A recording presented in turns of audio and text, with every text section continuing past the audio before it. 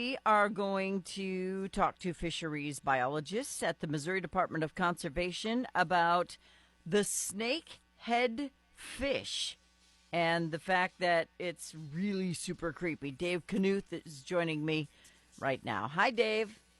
How you doing? I'm good. You know, we got a lot of creepy stuff in the water. It's one of the reasons I stay out of the water. Yeah. Tell us what I the mean, snake... not real creepy, I guess, but they get a bit. It's pretty creepy to me. It's a snakehead fish. Tell us about this fish. Yeah, so it is an invasive species. It's native to Russia, China, and the Korean Peninsula. And it was first discovered in the United States in 2004 in the Potomac River system, Chesapeake Bay, so out on the eastern coast. And since then, that was the first basically reproducing population. And since then, it was established in 2008 in Arkansas. And that's our second breeding population in the United States. And both of those were introductions that shouldn't have occurred. And the one in Arkansas was those fish were brought over and escaped actually they were put on a levee outside of a hatchery facility and ended up getting into a nearby ditch, and since then they have spread. But this fish was brought over primarily because it is very popular in live food markets. Okay. And since then, under the U.S. Fish and Wildlife Service has listed this species as an injurious fish since the 2002 in the Lacey Act, but they were already over here by then. So now they are illegal to import and have in possession in the United States, but as a live specimen. But so now we're just seeing the effects of that breeding population spread up here into Missouri waters now. All right. So is it true that they can come on land and breathe air? So they do have a unique feature, unlike some of our native fish. They have what we call a suprabranchial chamber. It's almost like a lung chamber behind their gills. So they're what we consider like obligate air breathers. So they have to breathe air. The only time they have to basically come to the surface and gulp air. The only time that they really utilize their gills is when it's extremely cold and they can't have access to the surface because of ice cover. So like our bowfin and gar, they can gulp air to get that oxygen, but they majority of times they're using their gills and they only rely on that gulping air aspect when oxygen levels are low in the water. So this fish basically can breathe air, and that gives it the ability to survive outside of water for up to 4 days, as long as it's in a moist environment. Oh, my goodness. See, things like this creep me out because snakes creep me out. So yeah. I can't imagine a fish that looks like a snake is just something right out of a horror movie. Yeah, they've actually made a few horror sci-fi movies about this fish. They make it a lot scarier than it is, but it definitely is something that we don't want here in the state of Missouri. No, we don't want invasive species of any kind. It's not even plants, but they're here, and they get here, and now we have to deal with them. So what do we do if we come across one? So we have a lot of signage out on areas where this species has been found, and we're still in the preliminary stages of its spread. We had just one account in 2019. We had 2 in 21, but we're starting to see that explosion. Or 2 in 23, I'm sorry. And since then, in 2024, we had 22 new records, and we've had one this year already. So we're going to continue to see that number climb, but we're talking about mainly the St. Francis River drainage, the Boo Hill ditches. Duck Creek Mingo is a hot spot for them right now. But our signs have a QR code on them you can scan.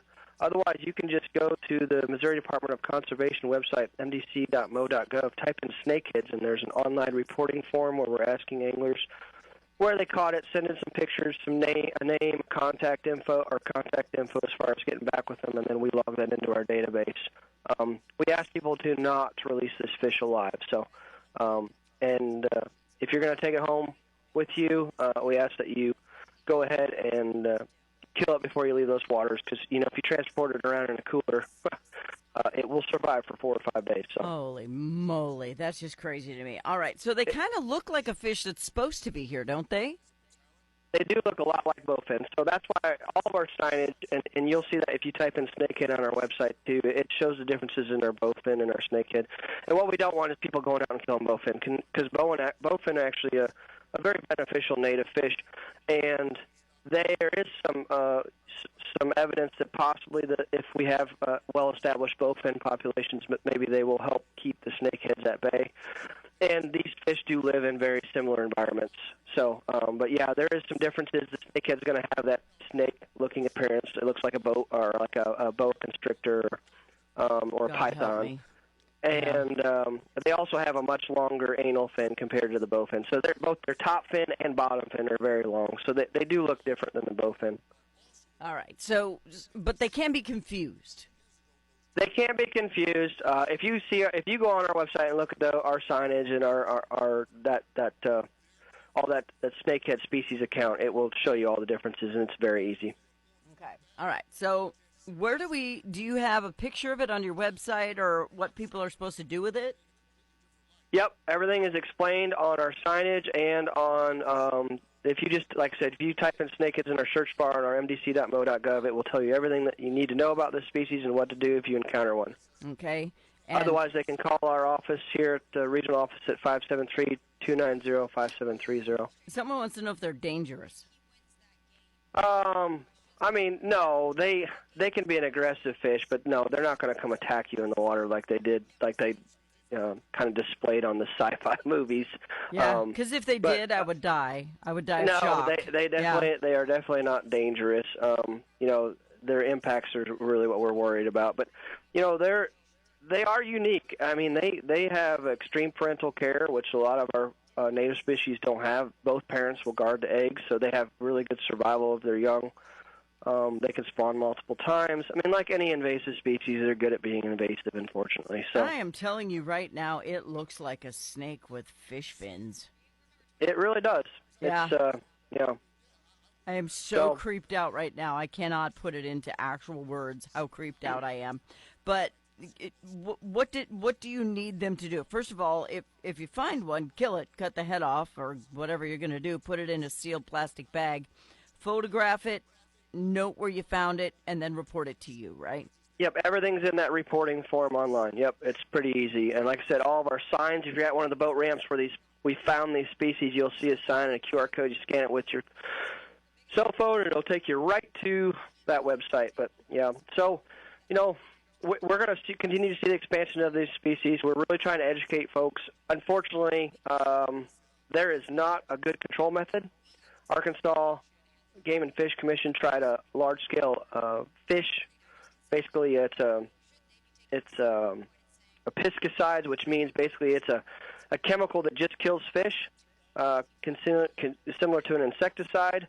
And they tried that over thousands of acres to try to eradicate this species, and it did not work because these things can get out of water and get away from that chemical, and there's just no good method to control these, and we do not catch them very well with our conventional fisheries gear. So the biggest thing we can do is not spread these around like we have other invasive species.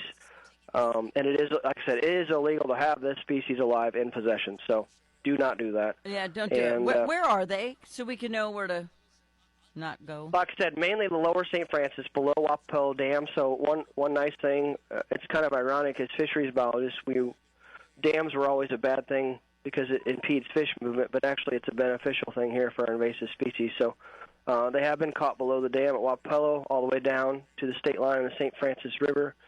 And then also they are going up into those lateral ditches, Mingo and Duck Creek conservation areas, so the big pool one at Duck Creek where a lot of people like to fish, they're in there, unfortunately. So that's about as far north as we're seeing them, but the problem is they have access. Where they're at in Arkansas, we will see them in the current 11-point Black River. So you'll see them all the way up in the scenic riverways, unfortunately. All right. Well, eels are freaky enough. But these snakefish... Oh, come on. Eels are pretty cool.